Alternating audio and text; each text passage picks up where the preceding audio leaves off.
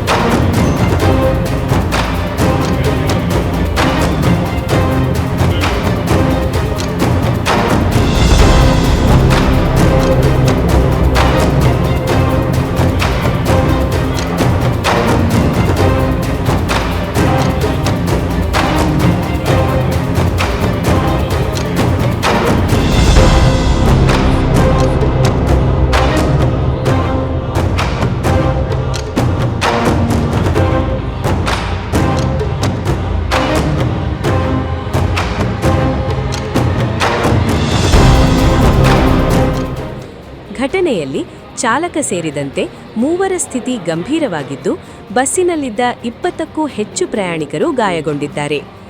ಗಾಯಾಳುಗಳನ್ನು ತಕ್ಷಣವೇ ಹಾಸನ ಹಿಮ್ಸ್ ಆಸ್ಪತ್ರೆಗೆ ದಾಖಲಿಸಿ ಚಿಕಿತ್ಸೆ ನೀಡಲಾಗುತ್ತಿದೆ. ಒಟ್ಟಿನಲ್ಲಿ ಈ ಅಪಘಾತ ಚಾಲಕರ ಅಜಾಗರೂಕತೆ ಎಷ್ಟು ಅಪಾಯಕಾರಿ ಪರಿಣಾಮ ಉಂಟುಮಾಡಬಹುದು ಎಂಬುದಕ್ಕೆ ಮತ್ತೊಂದು ಉದಾಹರಣೆಯಾಗಿದೆ.